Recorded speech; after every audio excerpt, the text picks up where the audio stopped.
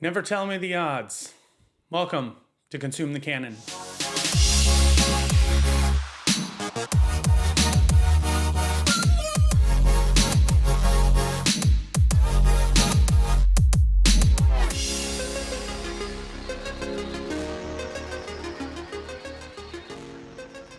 So today on Consume the Canon, we're going to be talking about canon. What it is, what it means, and how it's going to impact the work that I'm going to be doing in the next year. So canon generally, for those of you who don't know, refers to a collection of materials and documentation that tells an overarching story. Now, canon's not specific to Star Wars. You could think of canon as any collection of stories. So Greek mythology has a canon, and Doctor Who has a canon. Everything has a canon. And it's all the things that the creators accept as part of the overarching story. Now, Star Wars has a long history with canon and the changes within the canon. And previous to the Disney takeover in 2014, canon was complicated for Star Wars. So once Star Wars became a truly marketable storytelling experience, and it started to broaden into other things outside of the movies, people started to ask really legitimate questions like, are the comics really part of Luke's story? Are all these novels that are coming out really telling the history of Han and Darth Vader and Rogue Squadron? And so George Lucas had to start making some decisions about what was and what wasn't part of the story.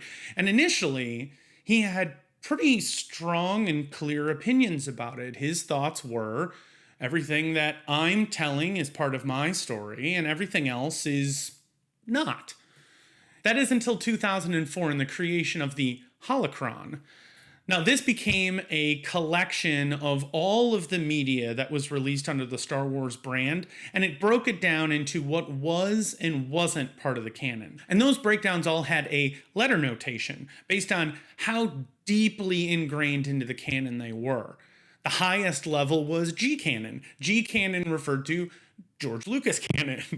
Essentially anything George Lucas wrote, said, or referenced as being part of the canon became part of the official Star Wars canon. And this included everything that he wrote. So even unpublished notes and script changes, they were all considered part of the official Star Wars canon. After G canon was T canon. And T canon really only at the time encapsulated Clone Wars and the movie for Clone Wars.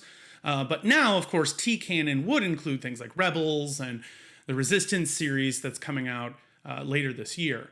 But at the time, it was just Clone Wars. Next up was C canon. C canon was continuity canon. It was basically all the other media that came out that was associated with the films and the television shows. And basically, that's the way the canon levels work. They just broke down to lower and lower levels of relation to the films. After C canon, there's like N canon, which is non-canon, and S canon, which is secondary canon. I mean, it basically just said, here's all the stuff that came out. Here's what of it we consider relevant. Here's the stuff that we don't think really tells the Star Wars story. That is until 2014. Now, Disney had purchased Star Wars and decided, you know what? None of this stuff matters anymore. All of the things that were considered canon to some level or another before 2014, what was commonly referred to as the expanded universe or the EU, was wiped out. Disney said, none of this matters. The only things that are canon before 2014 are the movies, the TV shows, Clone Wars movie, and Blade Squadron, which was a series that had just started right before then and was going to be continued past 2014. That was it.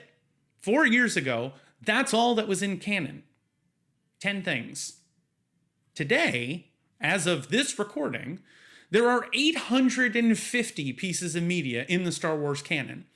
Because what Disney has done is they have worked diligently to make sure that everything that gets released under the Star Wars brand is all part of one contiguous continuity.